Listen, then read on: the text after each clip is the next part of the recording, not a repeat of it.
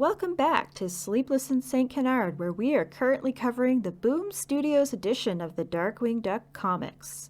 We are currently 1/4 of the way through the second arc, Crisis on Infinite Darkwings, so let's hop right back into the discussion. Issue 6. All of that was in the first issue? Yeah. Yes. Wow.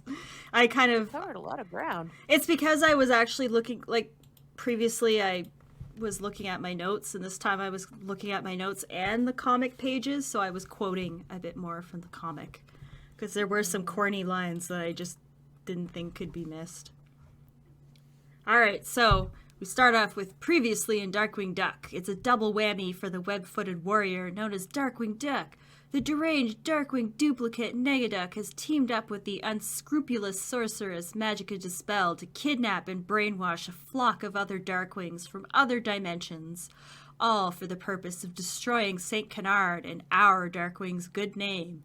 If that isn't bad enough, even the very water supply of St. Canard has grown a little unsettling as ordinary citizens are starting to go missing, lost to sea. Which is, I guess, a reference to, at the very beginning, the fisherman got pulled into the water. Yep. Issue 6. I will say I really like the imagery that this starts off with, because, of course I do, it's Negaduck. But basically, it's a silhouette. It's a silhouette of him standing on a gargoyle that looks like Goliath from Gargoyles, and he's... Okay.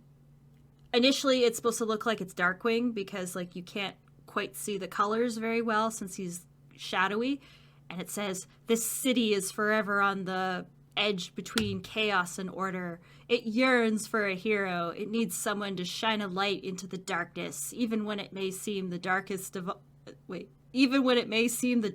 all." That doesn't make sense. Oh well, I guess Negaduck is not very great at monologues. And then it shows that it's Negaduck, and he says, "Too bad I had to show up." And then we get a flashback where he says, "This is the plan. This is how it started." And he's leaning against a storefront, whistling casually, and then he whips out a giant mallet and smashes the inside of the store. And then we get this cool imagery of him with a silhouette, again, holding, the giant mallet, and he's grinning evilly. I really love the art for this part in general. I don't know. I thought it was pretty good. So suddenly a voice says, "You may be a new player to the crime stage, stranger, but your act is already stale." And we see it's Quiverwing Duck. My God. So it's a flashback basically to being in Quiverwing's universe. So Negaduck's just standing there, and he, I guess, I'm a little confused. Okay, yeah. So Magica Dispel comes up from behind and zaps and hypnotizes and mind controls Quiverwing, and he passes out, and Negaduck hog ties him. And Magica says, "Again with the rope? What, you don't trust my persuasive dust? Once we render them comatose, we have total control over them." And Negaduck says, "I know, Magica, I know. Your spell has worked gangbusters. It's just that in every dimension we go to, we're targeting that world's Darkwing Duck. And you can never go too far with Darkwing Duck." Oh. I have actually seen people do fan parodies of this part. So they're walking, and you can see, once again, there's a lot of obvious signage in this, and I guess it's because technically this is a comic for kids, and there's a big sign that says Subway. So they're heading to the subway, and it's locked up. And she says, "Is that why, since I freed you from those buckets of bolts, we seem to have spent time in every dimension but our own?" And then Negaduck says, "Your own, Magica, my dear. When you freed me from the crime bots to propose a team-up, I knew we had to utilize all our abilities." And then it shows him, using his chainsaw to smash open and break the locks on the subway. And he says, "I mean, I offer so much more than just mindless destruction." And Magica is just, side-eyeing him, looking incredibly unimpressed. Are they dragging Quiverwing behind them? Negaduck has him over his shoulder. He threw him over his shoulder, and he's all tied up and unconscious. Yes. So, Okay. so they're heading down an escalator, and Negaduck says, I figure if I, just one interdimensional doppelganger of Darkwing Duck, can create so much wonderful havoc, what would happen if you had many? A whole army, even. And since it's your brilliant mastery of the black arts that we use to control this army, there's no way we can lose. And then Magica is like, hee, thank you, darling. And then you see like a thought bubble. And she says, just get me closer to Darkwing Duck's sidekick and Scrooge's #1 dime. You can keep the compliments to yourself. She's clearly not falling for Negaduck's idea of, I guess, buttering her up or trying to keep her on his bad side. I don't know. Well, I just want to say, for the record, that Negaduck referring to himself as a doppelganger of Darkwing seems pretty sus. Yes, it does. Actually, I think I brought that up to somebody. I haven't reread the reviews that I wrote for this. I feel like you just stood on a soapbox outside Aaron Sparrow and Ian Brill and everybody's house, being like, pulled out the megaphone. Excuse me. I know that I wrote a review for this one, and I'm pretty sure I brought this up in the review, but I wrote this like in 2010, and I haven't read it since, so I can't remember. But I truly believe that Darkwing or Negaduck would never see himself as a version of Darkwing. I think he sees himself as the true and only unique person, and Darkwing is just a pale imitation of him, basically. Yeah. Yep. Agreed. So then they do some more exposition. Negaduck says, configuring the abandoned parts of the St. Canard subway into a cross-dimensional transit system. Not bad, if I say so myself. And then Magica looks at Quiverwing and she says, so what do you call this one? And Negaduck says, I don't know. And then it switches over to Goslin, a shot of her sitting in the Mallard household, and Negaduck's little narrative over top says, but the outfit sure looks familiar. So it's referencing the fact that, Negaduck was the one who had to deal with the Quivering Quack in the original episode, and Quiverwing Duck is dressed up like her. Okie doke. And so now we have Drake Mallard, Launchpad with his large tie.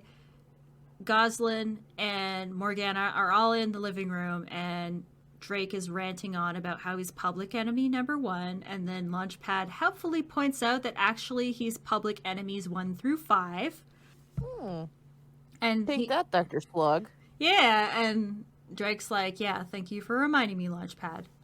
This version of Morgana, I think they played it safe.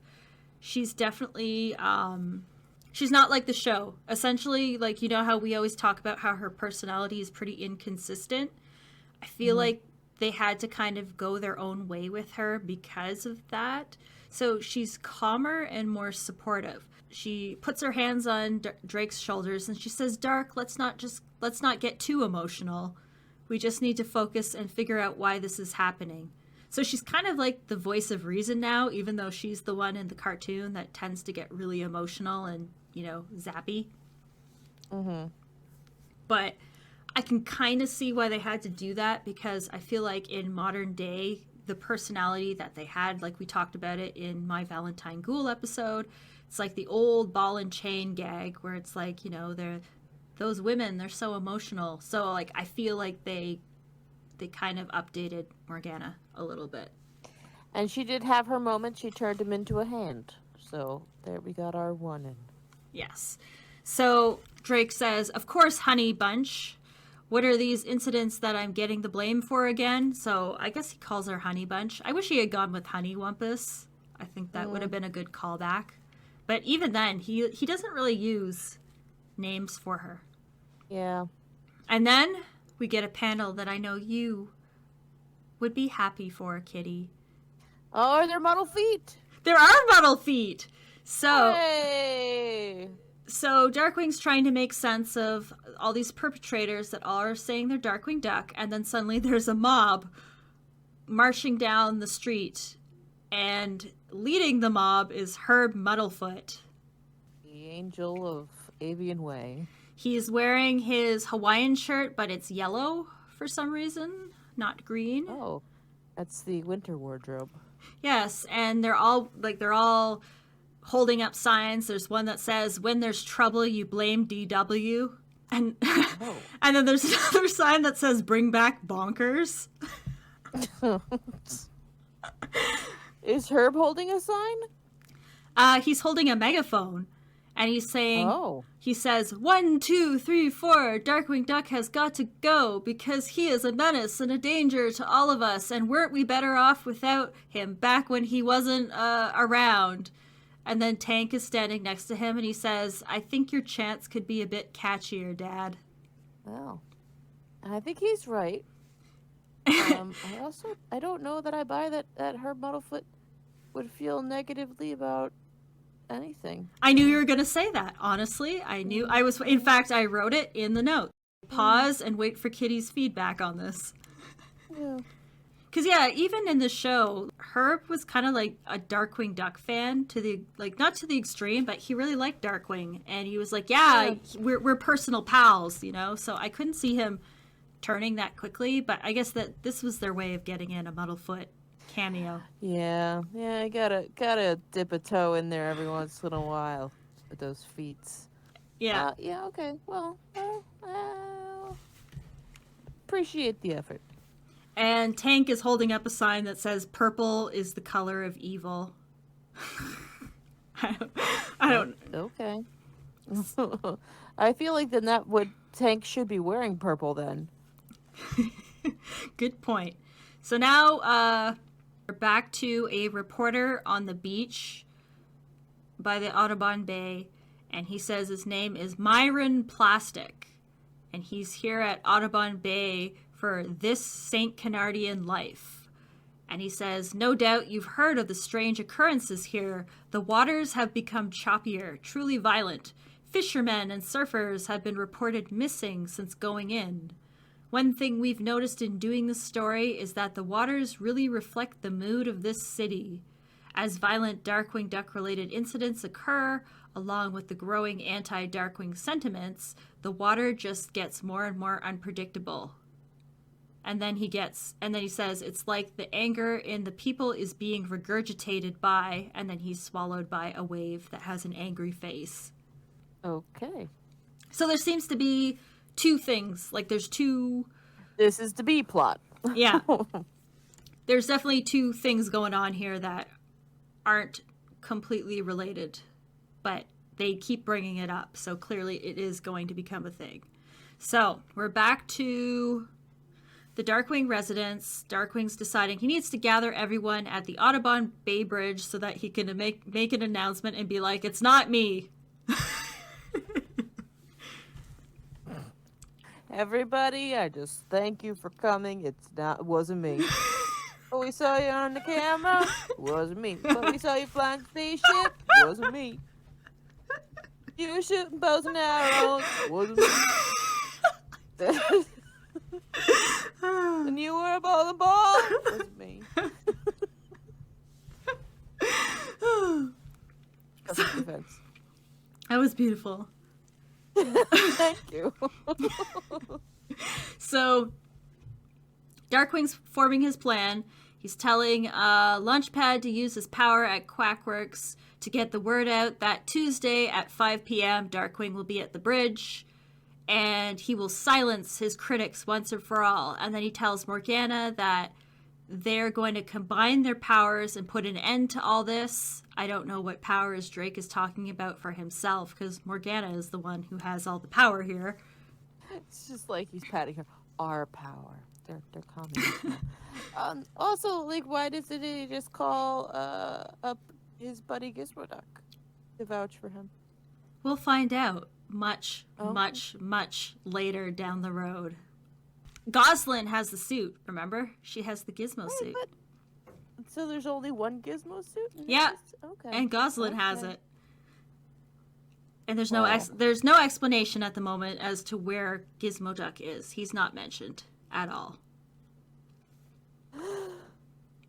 That should be the march that Herb is spearheading. He should be Where's Gizmo Duck? Well, you're not going to find that out for a very long time. Get me some white out. I'm rewriting this. So Gosling's like, well, what can Gizmo Duck do? How can I help? And he's like, you can stay home, the most important job of all. Or rather, he says, I need you to be one of the thousands watching in awe and cheering as Darkwing Duck clears his reputation. When will he ever learn?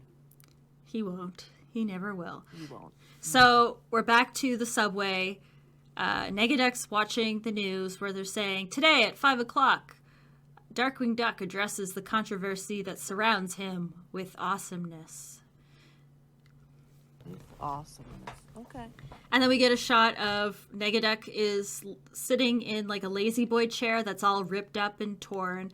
And Magica's like with her hands on her hips like some kind of nagging wife. She says, oh, and I assume sitting around watching television is a vital part of our plan. And Negaduck says, shush.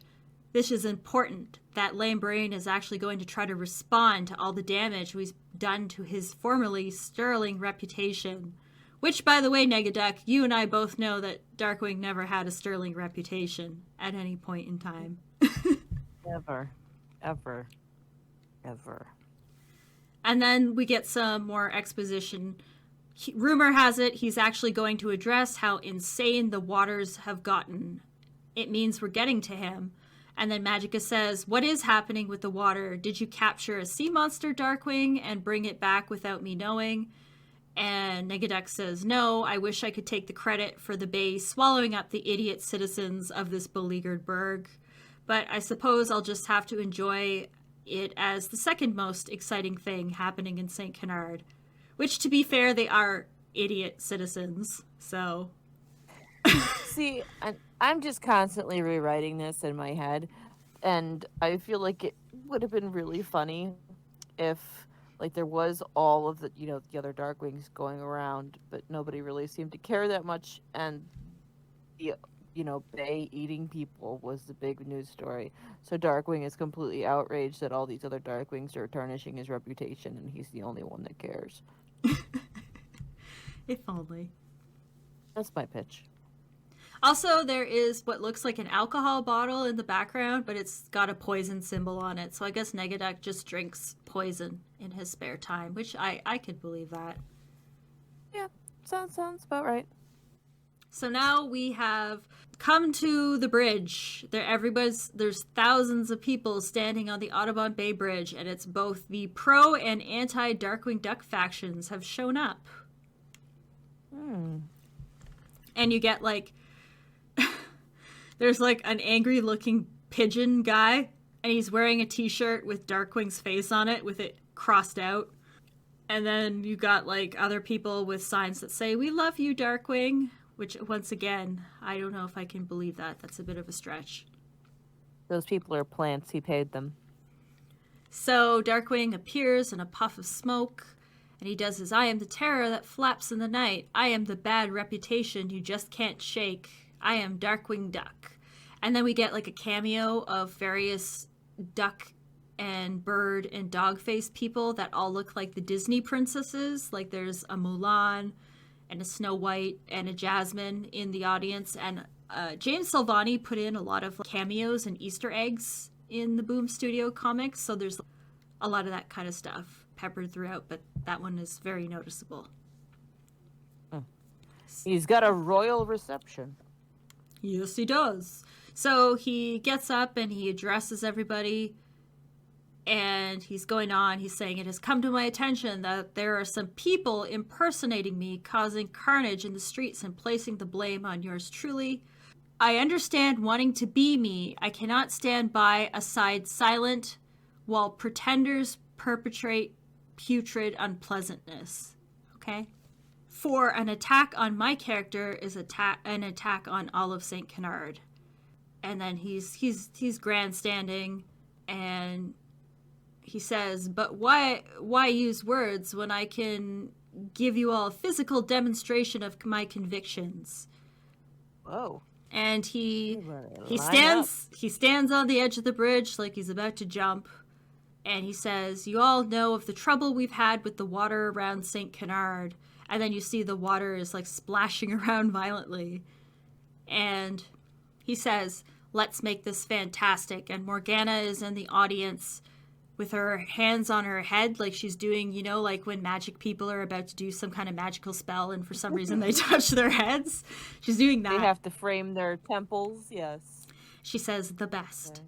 So Darkwing looks out to the bay and he says, oh, foul enemy who resides under our calm sea, reveal yourself. And you can see Morgana is like trying to work some kind of magic. But they don't really explain what Morgana and Darkwing were even planning to do. Like, she's standing in the audience using her magic, and he's shouting at the bay. But they don't really say why this was supposed to lead to. So Morgana is getting dizzy, and she says she can't detect who is behind this. And Darkwing's getting kind of nervous because nothing's happening. And then he says, show yourself, Liquidator, right? And then Liquidator does, in fact, climb out of the water, and he says, wrong! Okay. And then he splooshes. I mean... He splooshes, because there's quite literally a giant sound effect that says sploosh. I know. Liquidator collapses onto the bridge, and he says, friends, has this ever happened to you? You're being made entirely... You're a being made entirely of H2O. While paying penance in your special-made prison cell, a strange force takes over the city's surrounding body of water and draws you into it. I managed to break away, mostly because I wanted to get in front of all the cameras here. But heed my words. Whatever is controlling the waters is more powerful, more dangerous than anything we've seen before. And then it does a shot of him like waving his arms around and screaming, and he says, act now. Your lives are a limited time offer. Hey. It is whipping around all over the place here, story-wise. Yeah, so we've got Negaduck and Magica are watching this, but they're not involved in this water thing. This is like a whole separate thing that's also happening at the same time, this other devious force at work. We're back to Negaduck and Magica in the subway, and Negaduck's taking a seat in his recliner, and he's saying, great advice, you old wet puddle. What better time to add a little more fun into the mix? And then Magica whips out a switch with a big red button that's labeled the button. And she says, you think it's time for the button? And he says, ah, yes, the button. And then there's a shot of him pressing it. And then he stands up on the recliner and he says, release the Darkwings. Oh, but he's rampaging. I guess he's releasing all of them at once. Because they only released a few, but they have infinite Darkwings. I would also like to add, just as a little fun background tidbit, I bought the original artwork for this page with Negaduck and Magica and the button. There's like a website called Cadence Comics, and they have the original, the pencil work that James Silvani did, and then he inked it over because it wasn't inked digitally. It was inked with actual microns, or I assume what are micron pens. So I purchased this page and I own it, and it's kind of neat because I can still see the pencil marks where James made changes to the artwork. So like Negaduck's Negaduck's hat, for example, looked a lot bigger, and you can see he erased the lines on it and he inked it, and the hat brim is a little bit smaller in the finished work. But it's actually really nice. Like his ink work is really clean. And considering, like, when you consider that Negaduck has a black mask and a black cape, when you're doing that kind of stuff with, like, actual ink, it's very easy to lose. You know how, like, you have to draw, like, his eyes with the eyebrows, but they'll get lost if you draw the whole mask black. He managed to do it where, like, he kept the white space so that you can see the eyebrows and everything, and it's just so crisp and clean. Like, I was really impressed. I also have to add that the comic book page, you probably knew this already, Kitty, but it is massive. They're big, yeah. I didn't realize that comic book pages in real life, like the actual original copies, are huge. I won't say the dimensions because it probably won't matter, but it is about 1.5 comics wide. and 2.5 comics tall. So if you took 2 Darkwing Duck comics and lined them up, it's basically like, that's how big it is. Like it's like double the size of what the actual comic books are, which is pretty cool. This is how they draw all those little details. Yeah, and that makes sense, actually, because I mean, for me, I just assumed that this would have been done digitally, but I guess like it's colored digitally, but it was drawn with real media. Are there blue lines? Like, did he use a blue pencil? I don't think so. I think it was actually regular pencil. You can barely see them. They're very, very faint, but it looks like erased pencil lines to me, so I assume he just sketched it out and then he inked over it. Very cool. Yeah. You have a piece of history of your favorite 2 characters. The reason I picked this page was because it had some of my favorite Negaduck expressions. Like when he says, "Ah, yes, the button," he's smiling and he has like the shark teeth. And he's so excited about pressing that button. And I was like, I need to own this page. And it didn't cost that much money compared to, they had, the cover I mentioned earlier where he's cutting through saying, "Here's Negsy." They had that page, the original art for that, but it was like $500. So I was like, I can't purchase that. But this page was cheaper. I forget how much it cost, but it wasn't an obscene amount of money. So. But yes, it is also Magica and Negaduck together on one page, and I just have to live with that. So then we get all the Darkwings are being released. There's a guy in his office, he's typing away, and Darkwing Duck Bowling Ball just smashes through the window and lands on his keyboard and smashes it. And the guy says, "What are you?" And he says, "I am the terror that rolls in the gutter. I am the 710 split you can't pick up. I am Bowling Ball Darkwing." And then the man says, "Are you a talking bowling ball?" And the bowling ball says, "Why, yes." And the guy looks at him for a panel. And then he starts screaming and says, "Everybody panic!" I personally, I understand the gag. I get it. But I would have loved it if Darkwing Bowling Ball never spoke. Yeah, I was gonna say I think it actually would have been kind of funnier if he was just silent, because he is a bowling ball. His mouth doesn't move or anything. He just has like the 3 holes for a face, and he's wearing a fedora. So it would be extra creepy if he just didn't make any noise. That may have translated better in a cartoon or in live action, just people being harassed by a sentient silent bowling ball in a hat. Yeah, it's true. That's the spinoff I want. That's the reboot I want.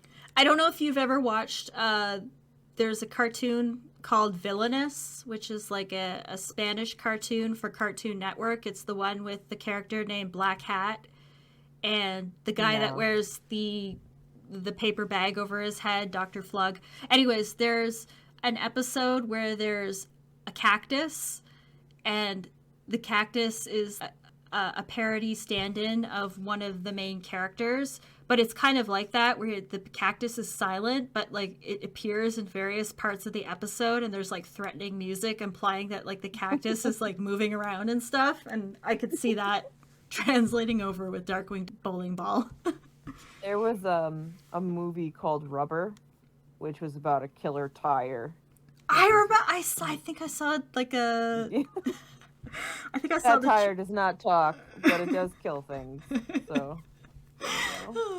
Oh, beautiful. Okay, so now it's raining dramatically on the bridge, and a giant tank pulls up, and Darkwarrior Duck appears, and he says, "Run while you can, St. Canard. Soon no place will be safe. The war of the Darkwings have begun." And then Darkwing's like, "But I'm Darkwing." But also, Darkwarrior's whole gig was making things safe. Yeah, and he's not hypnotized either. Oh. Okay. But a little background tidbit for you.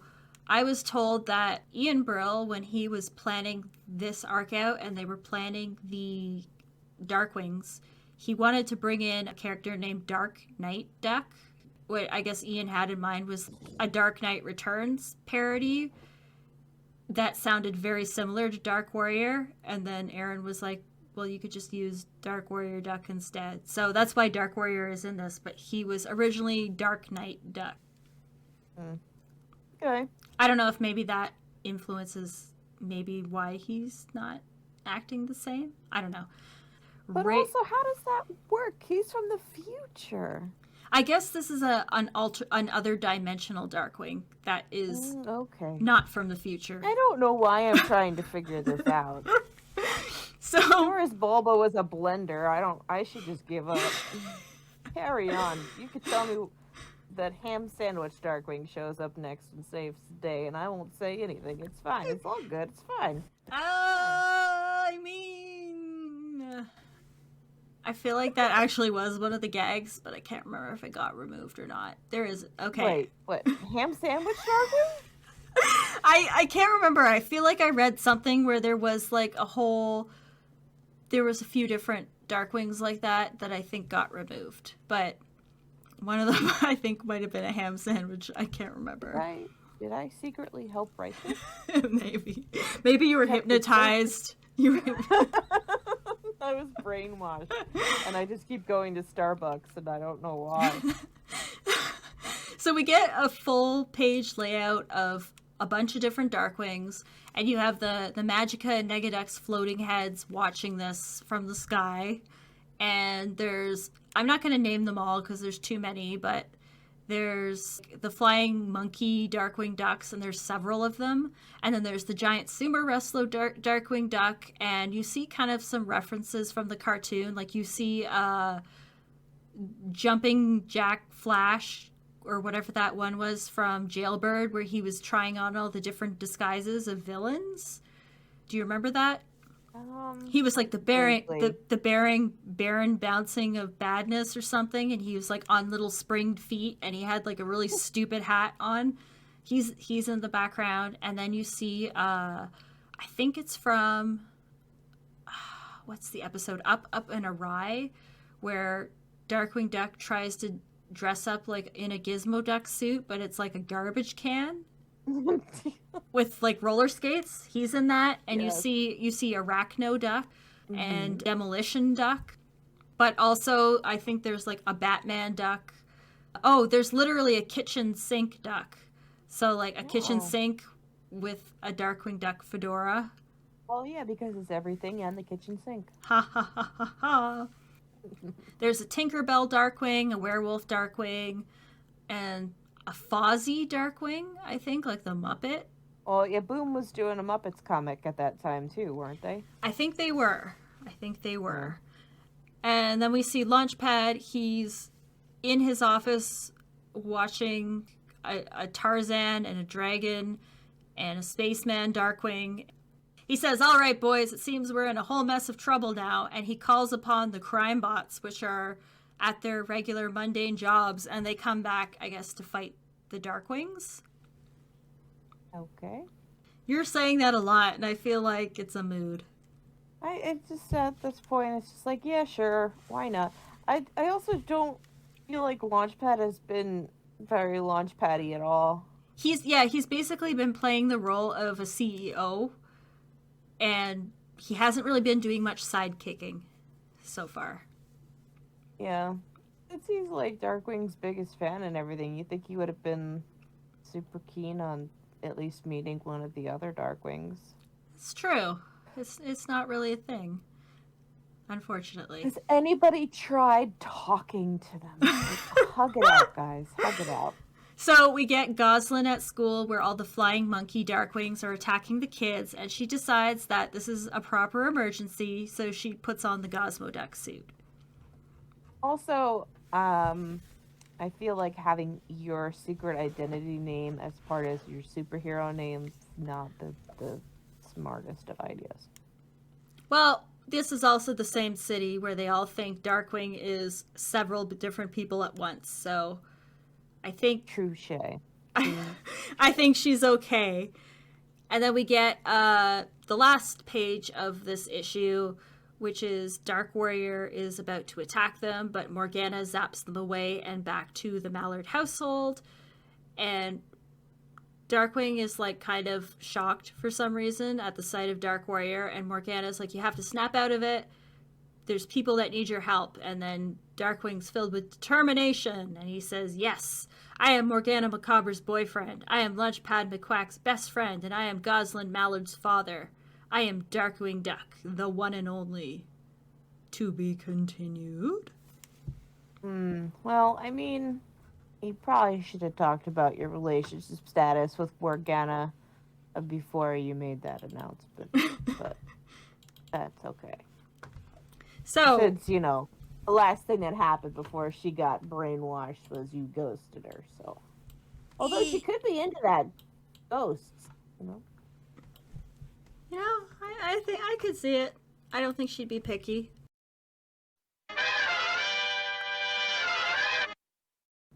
Well, that's all we have for issue 6 of the Darkwing Duck comics, the official halfway mark for Crisis on Infinite Darkwings. Join us next week where we forge onward with issue 7. And remember, crime doesn't sleep, and neither do we. Bye, y'all.